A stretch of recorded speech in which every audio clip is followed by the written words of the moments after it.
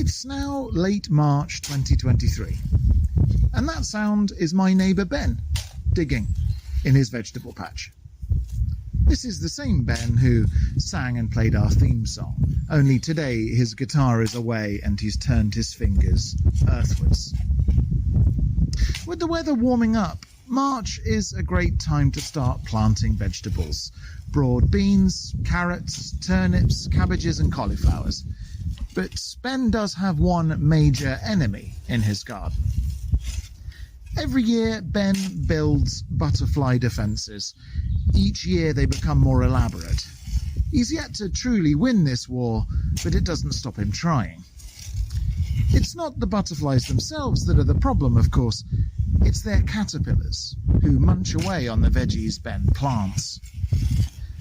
Like the year itself, those caterpillars eventually look to transform from wriggling, slithery creatures into a formidable winged foe.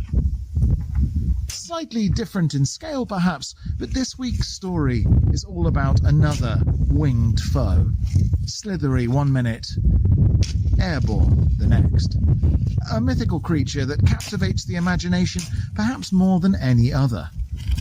With this in mind, and Ben's butterfly defences now taking shape, gather in close around the Three Ravens campfire and listen in. Welcome to the Three Ravens podcast. There were three ravens sat on a tree, down a down, hey down a down. They were as black as they might be with a down. One of them said to his mate, "Where shall we our breakfast take? With a down, dairy, dairy, dairy, down, down." Hello and welcome to episode 4 of the Three Ravens podcast. My name's Martin Vaux. I'm a storyteller, writer and English romanticism obsessive, and I'm joined as ever by my partner in crime and all dark arts, award-winning poet, playwright, Shakespeare scholar and witch, Eleanor Conlon. Now, Eleanor, you have had a busy week.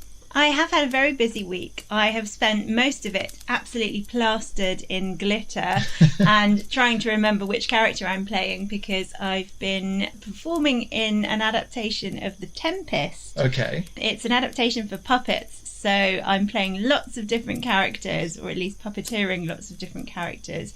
So there's quite a lot to remember. And how did it go? It went very well, thank you. Excellent, I'm glad to hear it. So we've also had a busy week on our social media. Thank you very much to everyone who's been supporting us and sharing things and liking things and joining us. So I want to say particular thank yous to Litsa, Victor, Alex, Jussie, Phil, William, Celine, PJ and Ancient Global. If you would like to join the conversations we're having on social media, then please hop onto Facebook at Three Ravens Podcast, same on Instagram, and if you're looking to join us on Twitter, that's at Three Ravens Pod. Just a reminder, we do also have Patreon too, and on our Patreon we have all sorts of bonus episodes and content, including the Three Ravens newsletter, a monthly magic spell, text versions of all the stories and access to all our episodes completely ad-free. If you're interested in that, please do sign up for just $3 a month at patreon.com/Three Ravens podcast. We are also still keenly welcoming entries for our first ever Three Ravens card design contest. If you're an artist of any skill level, we would like you to send us a design for a greetings card. We're looking for art inspired by nature and the folk tradition. And after our first series of 13 episodes, we'll be picking our 3 favourite designs to turn into greetings cards and sell in our shop for a 50-50 profit share with the winners. And that's through our website via threeravenspodcast.com. To enter, send your work through to us as a JPEG to threeravenspodcast@gmail.com, the same place to send feedback or your own folk tales so we can feature them on one of our episodes of Listener Stories. Now, we're releasing this episode on Monday, 27th of March, just after Lady Day. everybody is thinking, yay, Lady Day, free ladies for everyone. Or perhaps, yay, Lady Day, a day for showing appreciation to ladies and making them gifts of hats and things. Lady Day is actually much weirder, as you well know, Eleanor. You're very interested in Lady Day. Yes, Lady Day is traditionally, or was traditionally, when hiring fairs were held. So people who were looking for work would travel to their local town where there would be a fair held, and they would advertise their services for hire. And I love the way they used to do this. So hiring fairs used to be called mop fairs as well. Right. And that was partly because women who were looking to be hired as maids, servants for the house, would stand holding a mop to signify what they could do. That's so and fun. it was the same for other trades as well. So shepherds would stand holding a shepherd's crook. Yeah. Sawyers would stand holding their saws. Yeah, I see. Woodsmen would hold their axe, etc. Like visual marketing, as it's known today. Absolutely. And if you didn't feel like carting a mop all the way to the mop fair with you, if you'd walked from a village quite far away, then you could pin a little rosette shaped like a mop onto your clothes. That's handy.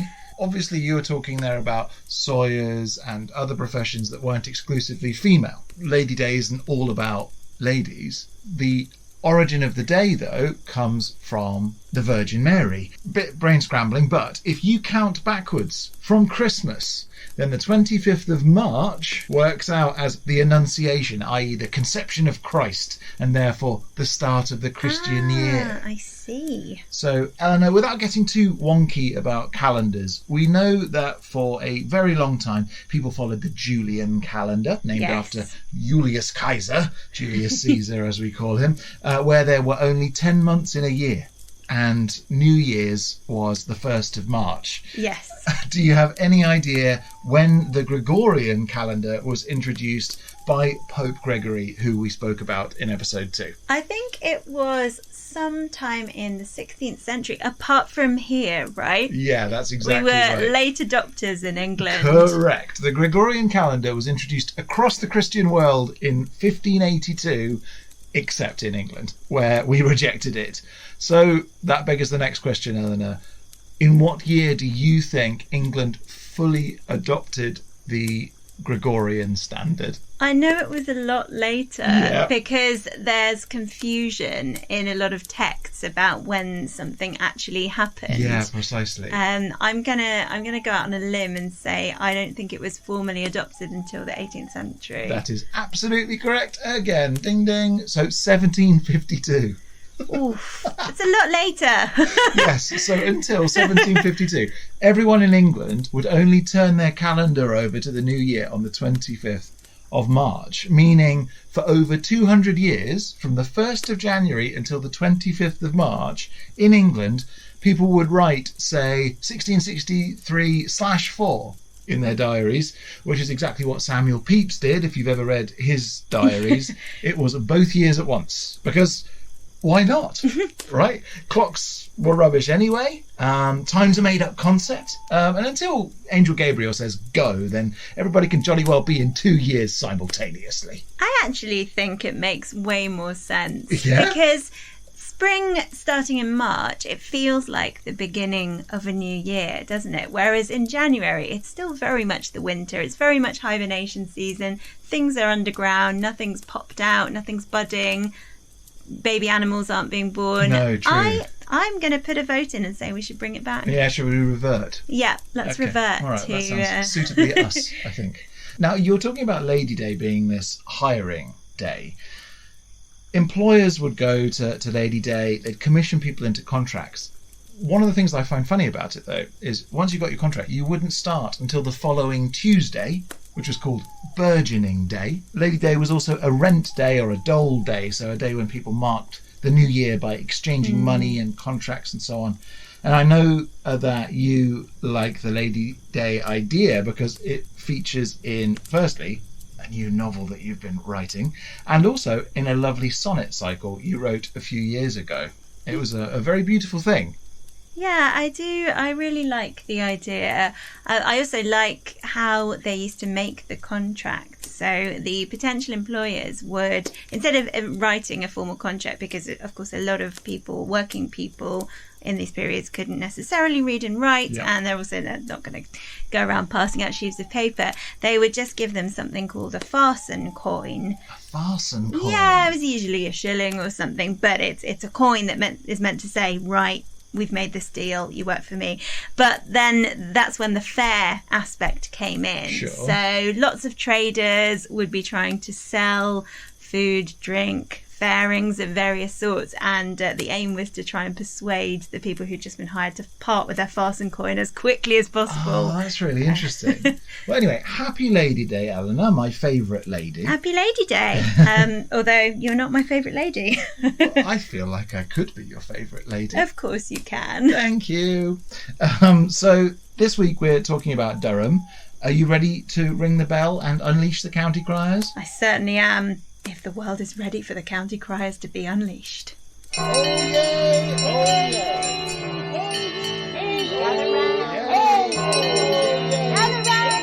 Oh,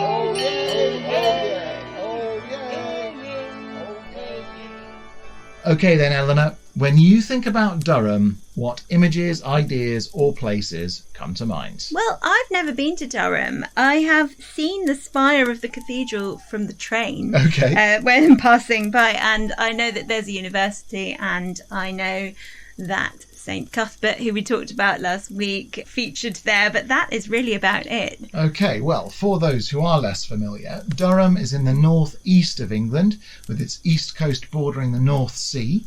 It's also bordered by Yorkshire to the south, Cumbria to the west, and Northumberland to the north. As always, there's a map showing its location in England on 3ravenspodcast.com. Strangely, Durham as a region is actually known as County Durham. It's the only English county prefixed county, which is because of a complicated historical arrangement between the municipal and church governments in that area. Okay, Durham's the only actual county in England, we could say. I mean, maybe the people of Durham would like to make that argument. Very interesting. Now, Durham grew out of the 6th century Anglian kingdom of Bernicia, which was founded by King Ida.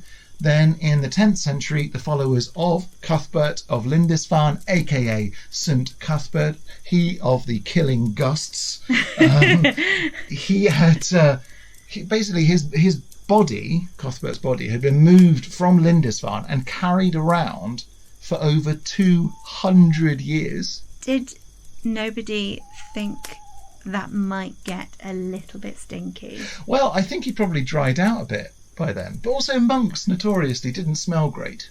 No, I suppose the general aroma arising from the procession would have masked. That's it. Hair shirts on underneath maybe as well, as you're getting, maggots growing. Oh, yeah. Although they do say, don't they, that one of the things with saints is that their bodies don't actually putrefy. Oh, that's often. also true. Right, so he wouldn't have been smelly. Presumably, Cuthbert was as fresh as a daisy for 200 years. Would have been fine. So basically, you had these followers of Cuthbert who were carrying his body around for about 200 years, until they decided that in Durham they would bury him on a spot onto which Durham Cathedral was then built.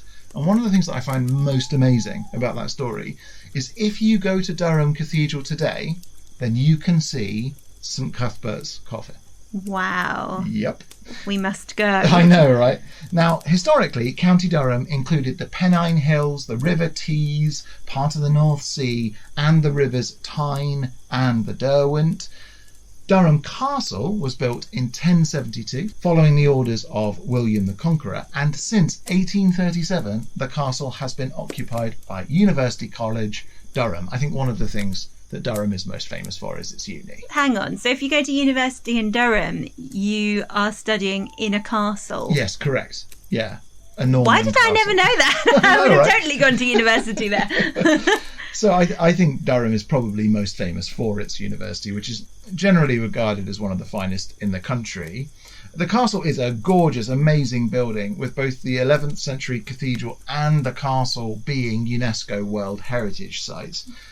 The county motto is faith, foresight and industry. Ooh, Oh, I like that. Yeah, it's a good one, isn't it? It's a good one. Let's get that illuminated. Okay, sure. Let's do it.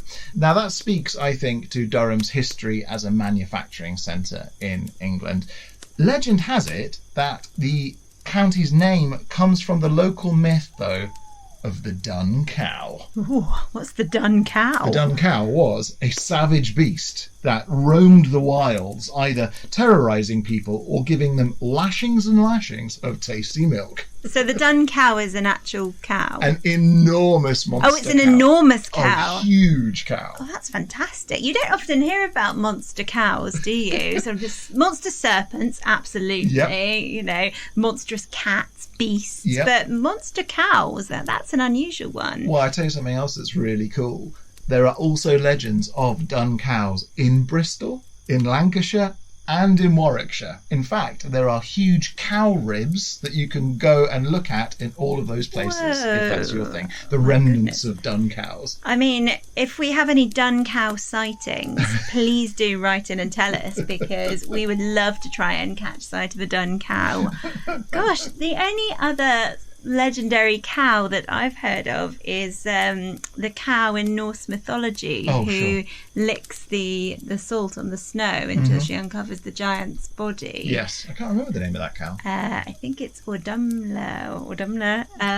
I will look that up. Yeah, sure. Now, in terms of Durham, it's also the final resting place of the 8th century monk and father of English history, as he's normally known, the Venerable Bede. Oh, so venerable. He is so venerable. Now, it's packed, Durham, with historical sites and buildings, lots of which survived because Durham was one of the English cities not bombed during World War II.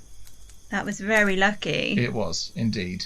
So you've got some stunning places around County Durham, such as Finchdale Priory, Auckland Castle, Eggleston Abbey, Barnard Castle, Usher House, Brantspeth Castle, Raby Castle, Bowes Castle, and Binchester Roman Fort. It's stuffed to the gunnels up there. Well, I think that's another holiday for us.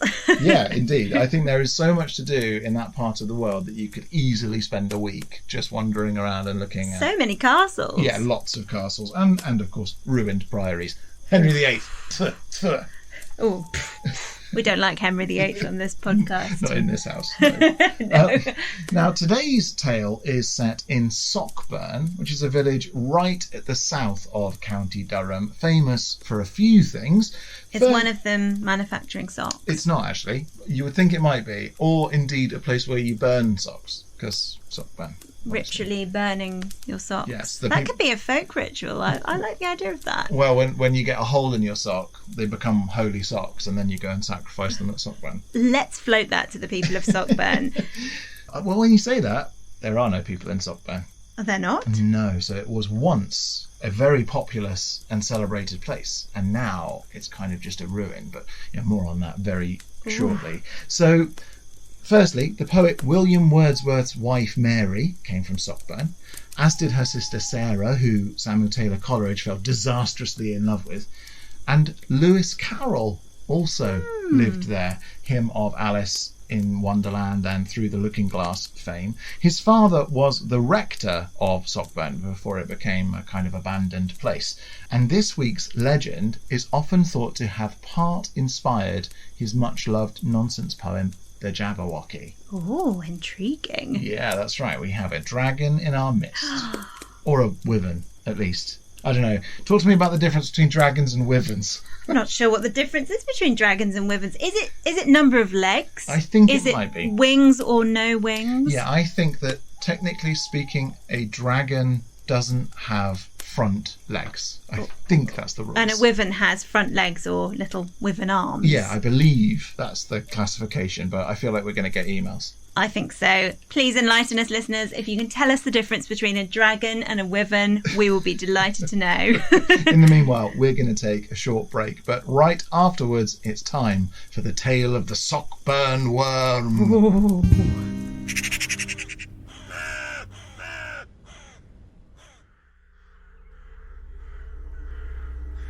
South of Darlington, at the point of the River Tees' northernmost meander, there's a ruined place that was long ago known as the village of Storkburn. Nobody lives there now. Only hints remain that it was ever a village at all. A few boulders, a ruined church, an 18th century farmhouse. Then, high above it all, there's a neo-Jacobean country house once owned by the Conyers family. The wind whips through the vales and down the river there, weathering the old stones, just as the name of Storkburn was weathered away by lazy tongues. First Storkburn became Sockburn, then Sockburn became nothing at all. Only once, long ago, Sockburn was famous, a holy place and a cultural centre for Anglo-Saxon settlers. It was there in 780 that Higbald was crowned Bishop of Lindisfarne. It's from Higbald's letters that we know of those first Viking raids that changed English history forever.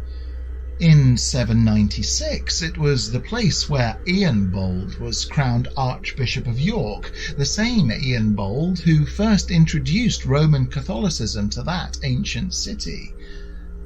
To this day, in and around the ruins of Sockburn Church, between the long grass, the scrub and the undergrowth, there are hints of this past glory.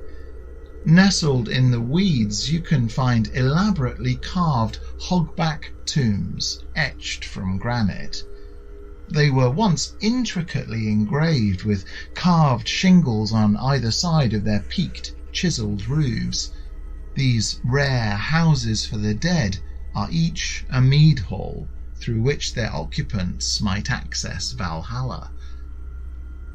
Hogback tombs are found in Scotland, Ireland, Wales, Northern England and Cornwall, anywhere Vikings sailed and settled. They have stood for 1,000 years, with many adorned with massive end beasts, just like the longships that brought their occupants all those years ago. Yet the mythical monsters that ornament these graves weren't always beings of imagination. Some of the folk at rest in those tombs battled and bested those creatures, earning themselves the glory of being memorialized in stone. One such warrior rests in a weathered hogback tomb at Sockburn, a hero who founded a long line of soldiers, statesmen and rebels. The last of their line died in a Victorian poorhouse, emaciated and insane. But centuries earlier, one of their number, Sir John Conyers, rebelled against Edward IV during the War of the Roses. He became an outlaw king, renaming himself Robin of Redesdale, leading armies in defiance of the crown. And when Sir John was slain, his brother Charles took up the mantle of Robin of Redesdale, creating a new legend that Robin of Redesdale had the power to rise from the dead. Long before that, Sockburn had faced a wilier foe even than a Yorkist king. For out of the River Tees for hundreds of years, creatures would hatch and emerge and wreak havoc on that rolling landscape. Poison-breathing beasts that crawled on their bellies, slithering through fields and hiding in woodlands. At night, from the shadows, as these creatures grew, they would emerge, hiding beneath the cover of darkness, their oily scales twinkling in the moonlight.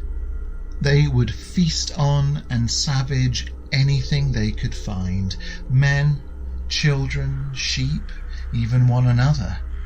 Then they would retreat to the safety of the forest's maze-like greenery, or slide back into the lapping calm of the water's edge. It was rare for one of these creatures to grow large enough to reproduce. Their hunger was such that often they starved to death. Yet, when a worm became large enough to spawn, it would retreat back to the water, seeding offspring like a larval insect. Indeed, the oldest and mightiest of these creatures would grow wings, some strong enough they might even take flight, with worms harrying villages across Bernicia for hundreds of years. To protect themselves, the ancient peoples of what has since become Durham had known what to do. They would fish the rivers, hunting out the young worms and bashing their skulls to pieces with rocks on the riversides. Yet the flesh made for bad eating, and the blood of the creatures was poisonous. If it slipped into waterways, then the ground would turn toxic. Crops would fail, forcing families and sometimes whole townships to move on. For this reason, the bodies of the creatures were burned on funeral pyres all through the summer months, black smoke rising high through the clear, warm air. When raiders came across the whale road from Scandinavia, these new arrivals didn't know about the worms. As years passed and summer raiding gave way to settling, the Vikings who came to England presumed that those villages which vanished, the families that disappeared, must have been slain by local people, Northumbrian war bands, wisely hostile to insurgents from afar. Yet some of these settlers clung on. Some ventured inland, following the waterways, settling where springs saw holy water bubbling and springing up from the earth. Sockburn was just such a place, a settlement where black eagles hunted from above and a sacred well drew people together.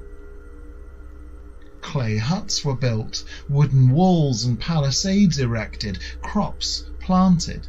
Sheep and cattle were raised to graze on the mineral-rich floodplains nearby, and the town became rich.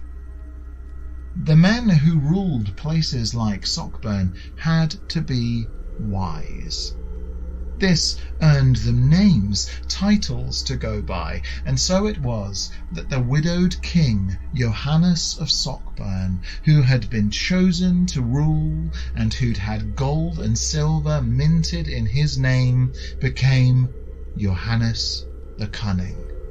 It was he who raised a mead hall at Sockburn, where the fires burned bright and the drink flowed fast, glinting like gold in the broad hearth's glow.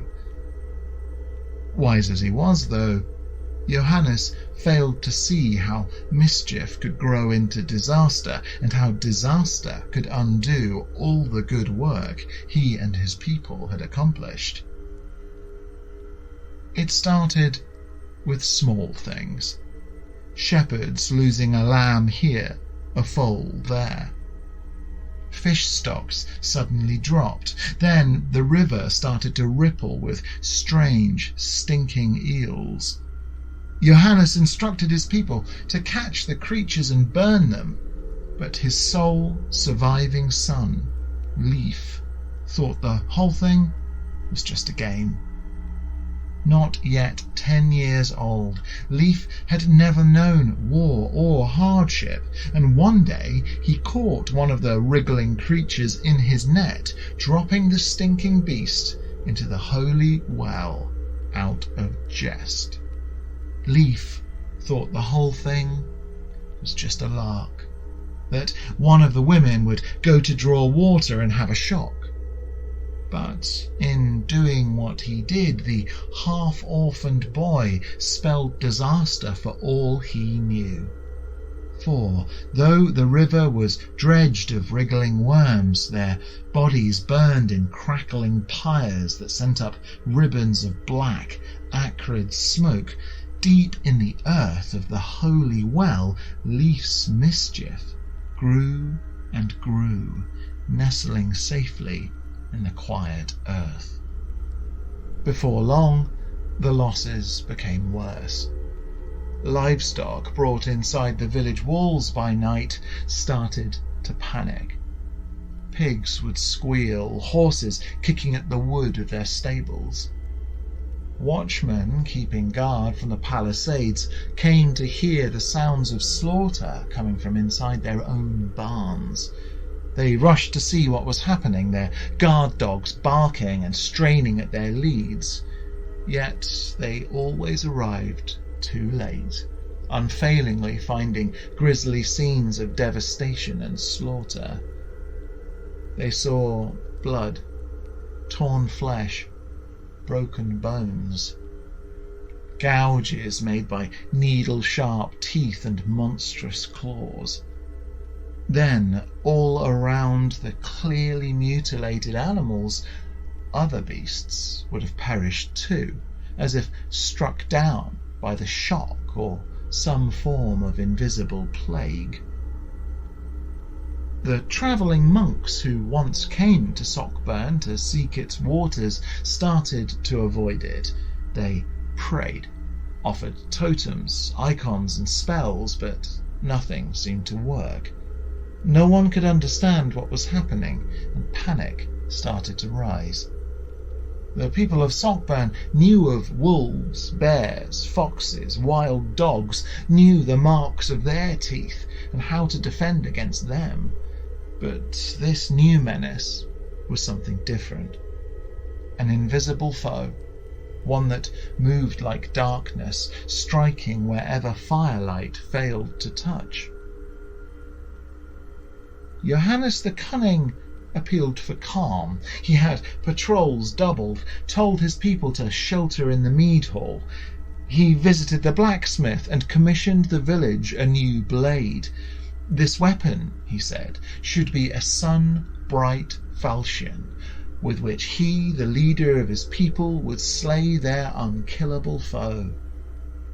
As the blacksmith set to work, folding fresh steel with the skills of a master craftsman, each hammer blow echoed in young Leif's mind.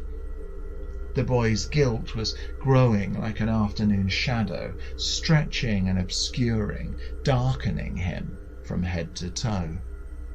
His joke had grown into something terrible, a jest mutating into a menacing, nameless horror that laughed at the one who told it. Then the villagers started falling ill. They didn't know, could never have guessed, that it was the very water they were drinking that was killing them, that the once holy resource had turned profane, tainted by the shadow growing in its midst. The animals died first. Then, as men, women and children grew sicker and weaker, most becoming too feeble to rise from their beds, Johannes took a band of his finest warriors and rode out to nearby communities seeking aid. Yet word had travelled. Sockburn was cursed, afflicted with a plague, a wasting disease with teeth and claws rising like a demon of old. None of the neighbouring kings opened their doors to Johannes. They feared the illness would spread, harrowing their own people. So it was that Johannes the Cunning came to look inward, considering ways in which he might hope to catch a fiend nobody could even see. When Johannes and his men returned home, he found Sockburn just a shadow of its former self. His people were either dead or dying, most too sick to dig the graves in which they might bury their friends. He found his son, weeping in the mead hall, cowering behind the throne, ready to confess to his crime. And when Johannes learned of Leif's folly, he understood what had to be done, binding the boy in a solemn vow. Johannes had all of his people moved or carried outside of the village walls.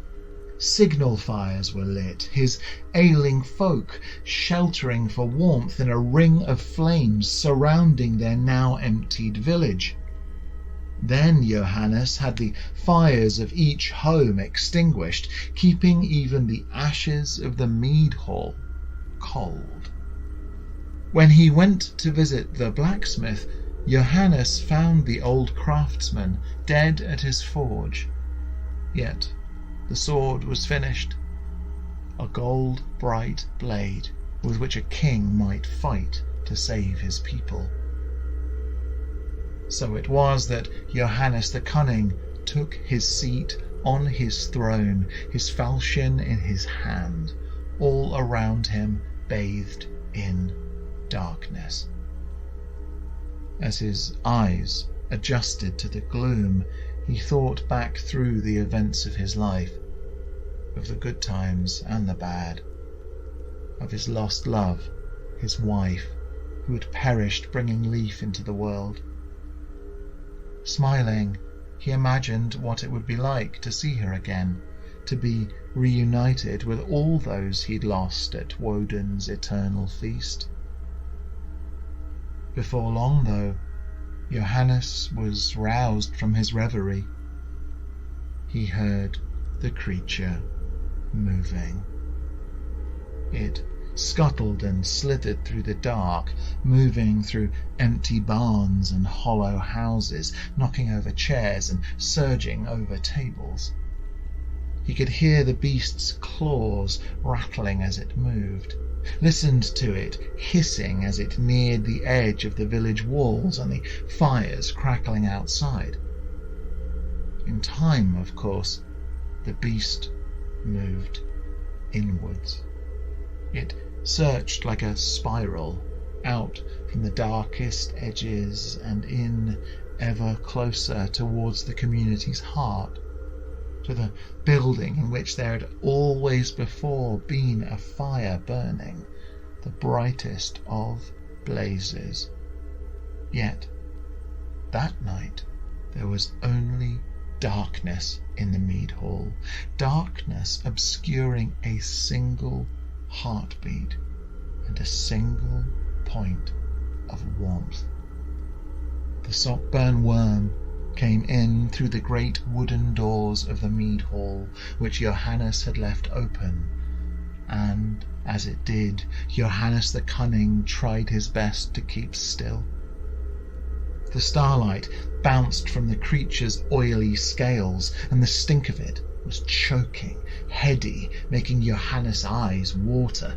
He saw the monster's eyes glinting, bright as pearls, and as the worm drew close, rearing up to attack, Johannes leapt to his feet, roaring and dashing backwards, darting behind his throne. Startled, the beast hissed, its stubby wings unfurling, beating the air and sending a smoke-like cloud billowing through the room. The green-black haze, noxious and thick, caused Johannes to stumble, just as the worm darted around behind the throne, gnashing its rows of sharp, needle-like teeth. The creature caught Johannes in its jaws, biting and holding him fast, but the King of Sockburn raised his gold-bright blade and rained blows onto his scaly foe. He stabbed and slashed, pummeled and kicked, and the worm released its quarry, surprised at this barrage of new sensations, the creature's first feelings of pain. By now Johannes knew he was slain. His wounds reeked, his mind was reeling, his eyes rolling back in his head. Staggering, falling, blood dripping from his chest, he half crawled, half ran, rushing to the door of the mead hall. Then, as he reached the huge wooden barriers, he tossed his sword through the gap and closed the doors, locking himself inside. His last sight, through the gap, was his son, out in the darkness, waiting. Leaf held a torch in his hand, the flames flickering, showing his boyish face. The look he bore, Johannes thought, was one of sadness and loss. It made him look so much like his mother. Then with the doors closed, Leif did as his father had made him promise he would. Trying to ignore the screams inside, he ran with the torch, lifting it here and there, lighting the thatch of the mead hall. Once he'd lit each of the 4 corners, his face wet with tears, the whole building seemed entirely ablaze. Then he picked up his father's sword and walked back out to the people of Sockburn, unable to watch as his father and the Sockburn worm disappeared under fire and ash. Time passed, as it's wont to do, and Sockburn recovered. The spring again ran pure, and Leif grew into a man. New people came, animals thrived, and each summer eels were caught and burned. Out of the ruins of the mead hall, bones had been recovered. Those of Johannes, which were laid in an intricately carved grave with a dragon's head at one end, and those of the worm, which was sealed under a huge grey stone as a reminder of the dangers that threatened to spring from below. Honours were showered on the people of Sockburn, and king after king honoured the people of that holy place. As the weathering winds blew, Johannes the Cunning became Johann the Coiner, and Johann the Coiner became John Conyers. Little more than 200 years later, a son of a son of a son of a king presented a battered falchion to the newly crowned Prince Bishop of Durham. To this day, when a new bishop takes office in Durham, that same sword is presented to them, along with these words: "My Lord Bishop, I hereby present you with the falchion wherewith the champion Conyers slew the worm, dragon, or fiery flying serpent which destroyed man, woman, and child, in memory of which the king then reigning gave him the manor of Sockburn, to hold by this tenure, that upon the first entrance of every bishop into the county the falchion should be presented." The falchion is kept in the treasury of Durham Cathedral and is on display in a case in a dimly lit chamber. You can go and see it if you like. It's 35 inches long, weighs almost 3 pounds, and its pommel is engraved with a black eagle. The blade is decorated with dragon motifs and is strangely corroded and bent from use. The last time a worm hatched in County Durham and lived long enough to terrorise the people was at Lambton, almost 40 miles away, during the times of the Crusades. Others terrorised Fatfield, at Worm Hill, and Penshaw, where a monument stands in memory to those it slew.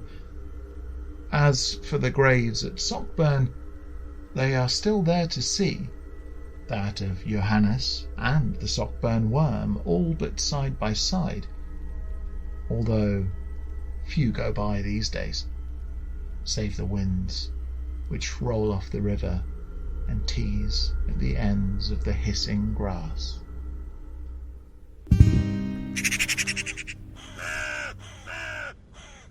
So, the Sockburn worm, how do you feel, Eleanor? Where's your brain at?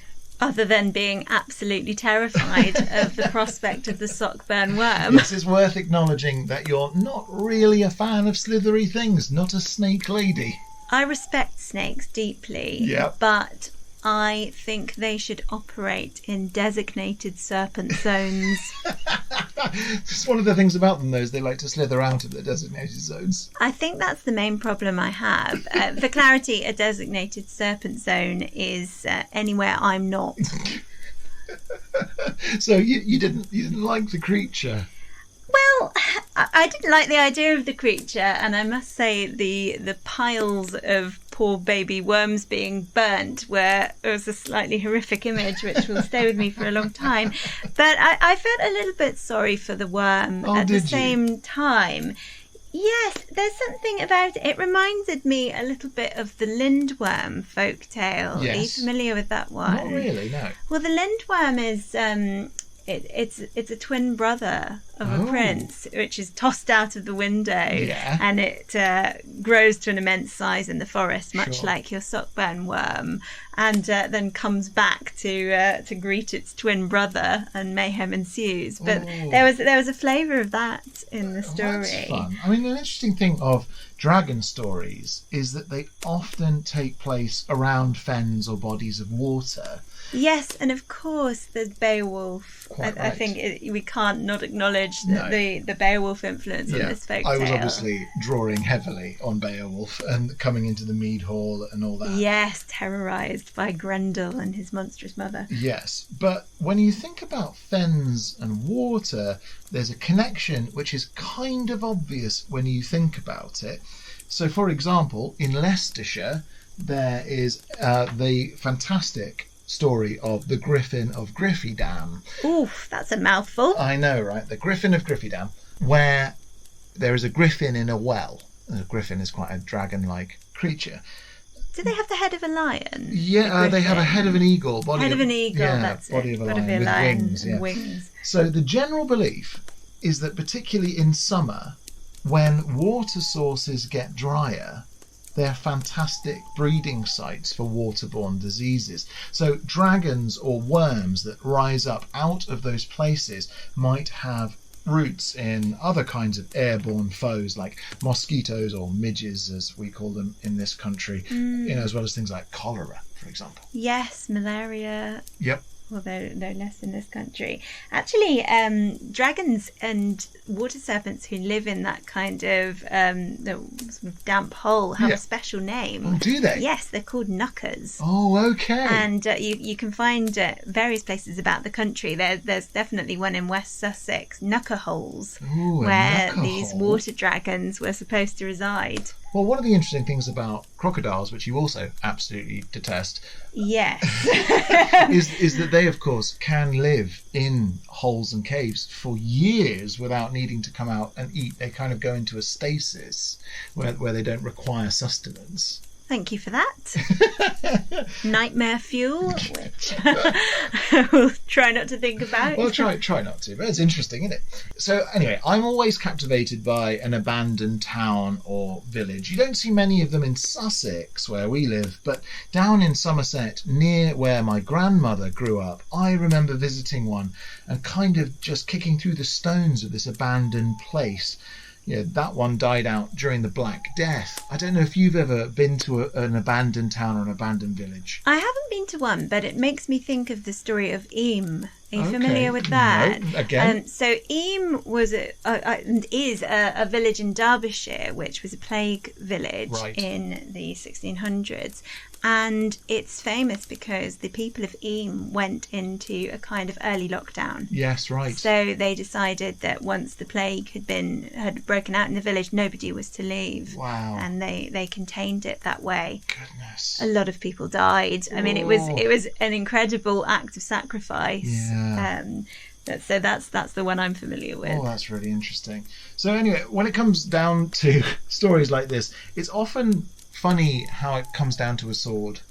Oh, yes. whether it's a dragon or midges or cholera, it seems in myths and folk tales it's very often some bloke hitting it, giving it a good old wallop with a sword. Yes, we've talked a lot about Arthur, haven't we? Of course, Excalibur is our most famous sword. So what do you reckon about the Conyers falchion at Durham Cathedral? I love the detail of the rotten blade, as if in stabbing the sockburn worm, the actual metal had corroded because it's so foul. Now, that's brilliant detail. They've done some dating of the sword, and they're pretty convinced that the pommel, at least, is younger than the blade, but it's definitely very old, possibly dating to earlier than the Norman invasion, which I think is so interesting. The idea that it could maybe, possibly, not the pommel, but the rest of it could actually have been this legendary blade with this story that has been carried around through Well, generations. there are some excellent examples of Saxon swords, aren't there? Yep. There's Redwald's pattern welded blade from Sutton Hoo,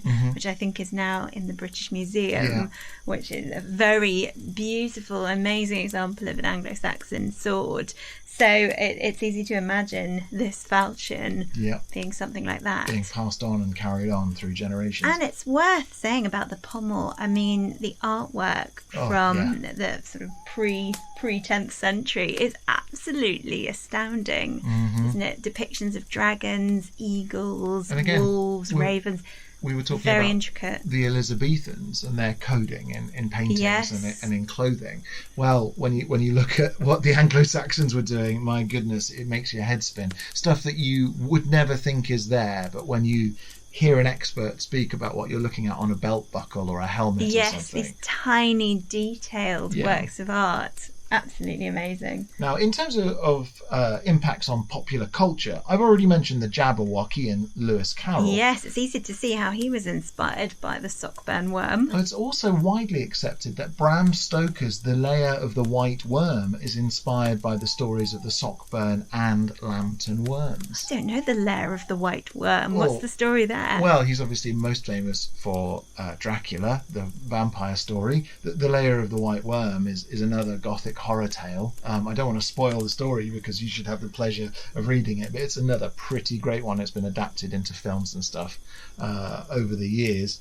But also, during the 19th century, there were popular ballads, which you can find in the Bishopric Garland, a collection of legends, songs and ballads from County Durham, which was printed in 1834. There's also an opera from 1867 about the Conyers family and also about worms from County Durham. There's an opera singing worm, because the world needs this.